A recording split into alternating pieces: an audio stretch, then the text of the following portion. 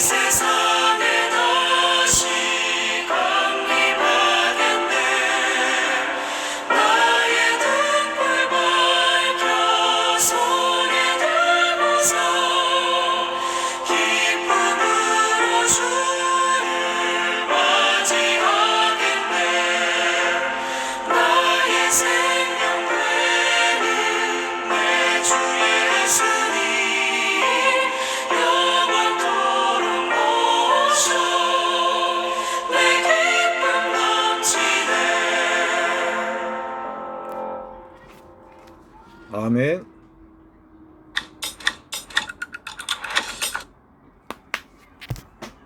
하나님 말씀 보겠습니다. 로마서 6장 14절로 15절 말씀 되겠습니다. 로마서 6장 14절로 15절 말씀은 신약성경 246페이지에 기록되어 있습니다. 제가 말씀을 봉독합니다. 로마서 6장 14절 15절 죄가 너희를 주장하지 못하리니 이는 너희가 법 아래에 있지 아니하고 은혜 아래에 있습니다. 그런즉 어찌하리요 우리가 법 아래에 있지 아니하고 은혜 아래에 있으니 죄를 지으려 그럴 수 없느니라. 할렐루야 아멘. 이 로마서는 우리가 믿음으로 말미암아 구원받는다. 모든 사람이 죄를 범하였음에 하나님 영광 누리지 못했지만 의인 없나니 하나도 없지만 하나님의 은혜로 말미암아 우리가 구원받는다는 것을 아주 논리적으로 잘 설명해 주고 있습니다. 그래서 로마서는 성경 중에 성경이라고 합니다. 로마서를 많이 읽으면 우리가 얼마나 은혜받은 것이 귀한 것인지를 알게 됩니다. 자, 우리가 전에 예수 믿기 전에는 누구였습니까? 죄인이었습니다. 마귀의 자녀였습니다. 진노의 자녀였습니다. 에베소서 2장 3절은 말합니다. 전에는 우리도 다 그 가운데서 우리 육체의 욕심을 따라 지내며 육체의 마음에 원하는 것을 하며 다른 이들과 같이 본질상 진노의 자녀였더니 예수 믿기 전에 우리도 본질상 하나님의 진노의 자녀였습니다. 육체와 마음에 원하는 것대로 했기 때문에 하나님의 진노의 자녀였습니다. 그래서 마귀 자녀였습니다. 이것을 로마서 3장 19절 이렇게 말합니다. 우리가 알거니와 모든 율법이 말하는 바는 율법 아래에 있는 자들에게 말하는 것이니 이는 모든 입을 막고 온 세상으로 하나님의 심판 아래 있게 하려 함이라. 그러니까 예수 믿기 전에 모든 사람이 율법 아래에 있었습니다. 율법 아래에 있는 모든 사람은 죄인 됩니다. 그래서 죄값은 사망입니다. 심판을 받게 됩니다. 그래서 예수 믿기 전에 모든 사람은 율법 아래에 있고 심판 아래에 있습니다. 그러나 로마서 3장 24절은 말합니다.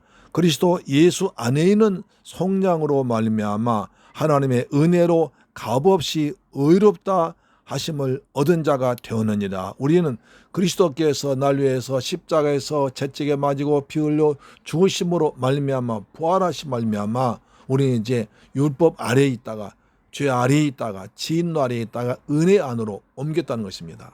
이사했다는 것입니다. 우리 누구냐? 이제는 은혜 아래에 있습니다. 전에는 법 아래, 율법 아래, 심판 아래, 죄의 종, 마귀의 종, 진노의 자녀인 우리가 이제 예수께서 날 위해서 십자가에서 고난당하시고 죽었다 부활하신 것을 믿음으로 말미암아 하나님의 자녀가 되어서 이제는 은혜 아래에 있게 됐습니다. 할렐루야. 옛날 건 지나갔으니 보라 이전 것은 지나갔으니 보라 너희는 새 것이 되었도다. 아멘. 이걸 잊지 말아야 됩니다. 다시 말씀드리면 우리가 예수 믿기 전에는 율법 아래에 법 아래에 죄 아래에 심판 아래에 하나님의 진노였지만 이제는 우리는 예수 그리스도를 믿음으로 말미암아 이제 신분이 완전히 바뀌어가서 하나님의 자녀가 되어서 은혜 아래에 있게 되었다는 것입니다. 우리는 지금 어디에 있습니까? 하나님의 은혜 아래에 있습니다. 오늘 본문은 말하죠. 이제는 너희가 은혜 아래에 있으니까 죄가 너희를 주장하지 못한다. 왜냐하면 너희가 아직도 법 아래에 있지 않냐. 은혜 안에 아래에 있기 때문에. 또 우리가 율법 아래에 있지 않냐고 은혜 아래에 있기 때문에 절대로 죄를 지을 수 없다는 것입니다. 할렐루야 아멘. 자, 이것이 굉장히 중요한 것입니다. 바울은 이제 우리는 완전히 신분이 바뀌어져서 전에는 죄 아래에 있었지만 이제 완전히 이제 은혜 아래로 이사 왔다는 것입니다. 그래서 어떻게 우리가 예수를 은혜 아래에 있는 얘가 은혜 받고 사는 우리가 옛날처럼 죄를 함부로 지을 수 있겠냐는 것입니다.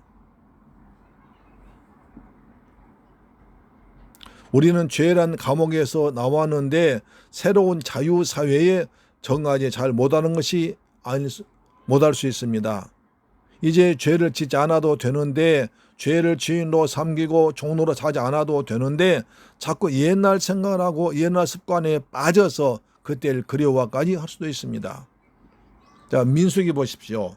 이스라엘 백성들이 광야에서 헤맬 때 모세에게 애굽에서 종노릇하며 살 때가 더 좋았다고 불평한 것과 마찬가지입니다. 조금만 어려움이 오면 모세야 왜 우리를 애굽에 그대로 놔두지 않고 우리를 구원해서 이 고생시키느냐, 차라리 애굽으로 돌아가자, 이런 말 자주 했습니다. 그때를 그리워하면서 우리가 애굽에 있을 때에는 부추와 파와 고기와 마늘 먹어서 기력이 좋았는데 이제는 맛없는 만나만 먹기 때문에 정력이 약해졌다, 이런 말도 있습니다.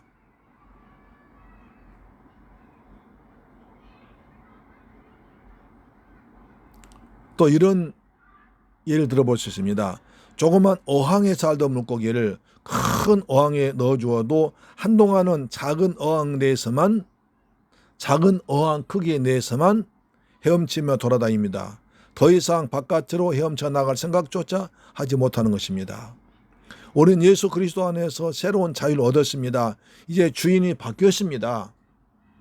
전에는 죄가, 마귀가 우리의 주인이었지만 이제는 하나님이 우리의 주인 되시고 우리는 은혜 아래에 있는 것입니다. 할렐루야. 이걸 잊지 말아야 됩니다.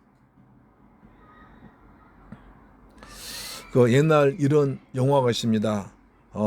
쇼생크 탈출이라는 그 영화가 있는데요. 영화 중반에 어렸을 때 살인죄를 범하고 평생을 감옥에서 보낸 한 할아버지 이야기가 나옵니다. 감옥에 들어온 이후 오래되었으니 감옥의 모든 사람을 다 알고 누가 건드린 사람도 없습니다. 할아버지 때문에 대우해 줍니다. 이 사람은 감옥 안에 있는 도서관에서 책을 나누어주고 모아오는 일을 반복하면서 어떤 면에서는 행복하게 평탄하게 착하게 살고 있습니다. 이 사람이 50년인가 60년 만에 감옥에서 나오게 되는데 결국 사회에 적응하지 못하고 얼마 못 가서 자살하고 맙니다. 감옥에서 50년 지내다가 있다 보니까 감옥이 익숙한 거예요. 그래서 이제 만기가 되어서 밖에 나와서 자유롭게 되었지만 밖에서 자유롭게 사는 것이 더 힘든 거예요. 그래서 옛날 감옥에 살던 데가 좋았다 생각하다가 자살하고 말았습니다. 사도 바울은 이런 생각을 하면서 너희는 지금 이제 너희가 어디 있는지 알아. 너희의 주인이 누군지 알아라. 전에는 죄가 우리를 지배했고 사탄이 우리를 지배했지만 이제는 예수님께서 흘리신 보혈의 공로로 말미암아 너희는 죄에서 해방돼서 자유인 사람 되었다. 죄와 사망의 법을 해방되었다. 그래서 너희는 죄 아래에 있다. 은혜 아래에 있다. 이렇게 말하고 있습니다. 은혜 아래에 있으면 하나님께서 성령으로 함께 하십니다. 때를 따라 도와주십니다. 우리의 작은 소리에도 주님이 응답하십니다. 생각하는 것이나 말하는 것에 주님께 다 이루어 주십니다. 하나님께 기도할 수 있습니다. 할렐루야, 아멘. 이걸 잊지 말자는 겁니다. 다시 본문을 말합니다. 너희는 절대로 율법 아래에 있지 않고 은혜 아래에 있다. 은혜 아래에 있기 때문에 날마다 은혜 받으며 살아라.